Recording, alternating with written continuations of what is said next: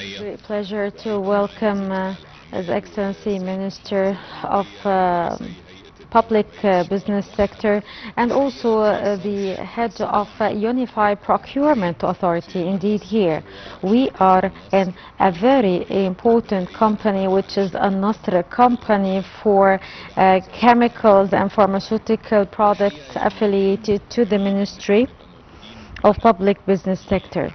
It gives us great pleasure to be here on this day where we are renovating and witnessing the modernization and the upgrade of this company. It was established in 1960, which means it has been there for 65 years, and it aimed initially at providing and covering Egypt's requirements of pharmaceutical products.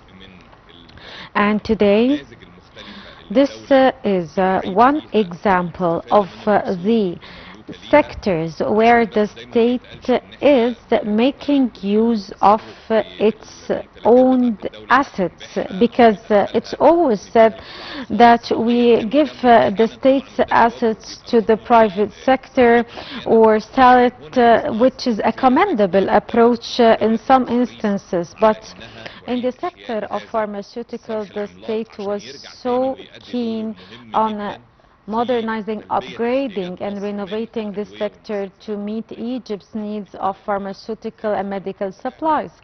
As you have followed with us, Al-Nasr company is one of 8 companies affiliated to the holding company of pharmaceuticals, and it is now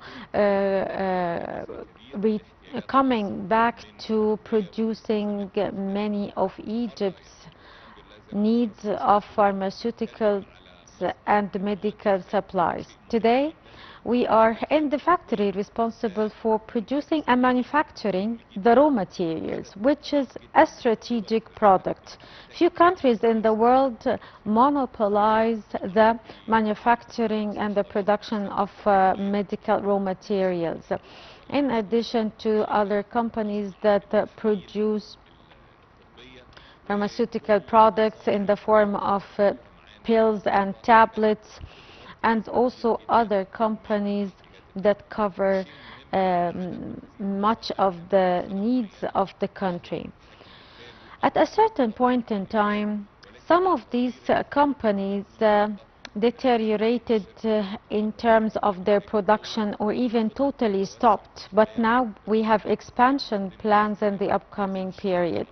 This company for the past years have been had losing financial statements, and for the first time this year they achieve and make profits in this very important sector.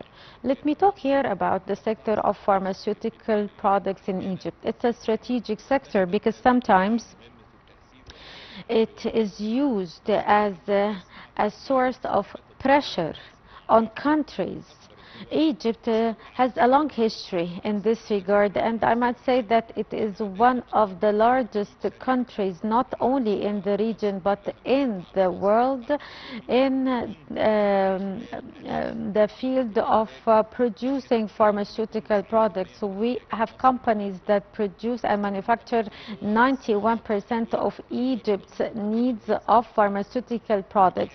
The remaining percentage is for pharmaceutical and medical supplies for treating tumors and biological medicine. As you have heard here, we are talking about making available the products to the Egyptian citizen with only 25% of its commercial cost. So now when we have a product that can be sold for double the price by other companies, but we provide it with only 25% of its cost, this is our target and our aim. I commend and I want to express appreciation to all the people who were responsible for this renovation process. that was part of maximizing the use of state-owned assets.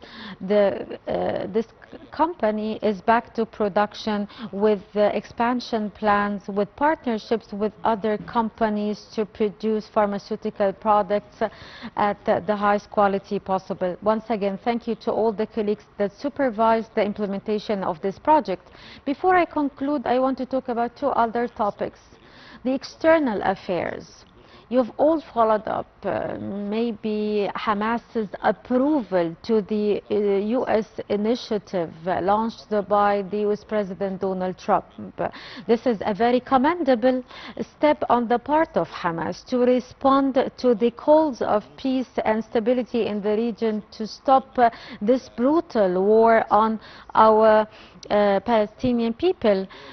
This step hopefully will be the start of a negotiation process to reach what we all aspire to have, which is to totally stop the war, not to displace Palestinians in Gaza Strip, and not to take Gaza Strip and the West Bank as part of Israel. This is a long journey until we reach these details and go through the negotiation process, but I think that this approval is an initial very good step to stop the war in the future. In addition to this, in the press conference the day before yesterday, I talked about the increase or the Nile water level rise. I told you how we deal with the huge quantities of water that we receive and the role of the high dam. This is why I want to talk, and because despite of the efforts made by the state, indeed before this happened there were certain governorates where we knew that they were going to face some problems like Bahira and Minufiyah. The governors in these relevant governorates gave directives and instructions, and all the Nile lands or the lands adjacent to the Nile, to the river Nile, were subject to illegal building and construction by the citizens. Maybe this year we received more flows of the river Nile water, but the Nile lands or the river lands are the lands that are located between the river Nile and the land, and it is subject to the fluctuation in the levels of the river Nile water, so it should not be subject to any building or construction. This is why governors made directives, and we lended support and assistance to the citizens who were affected by the rise in water level. And let's say that even though it is illegal construction activity, yet we provided support to the people who were affected. We as a state talked about this and we announced this plan, and this is something very natural that takes place every year with the increase in the water level.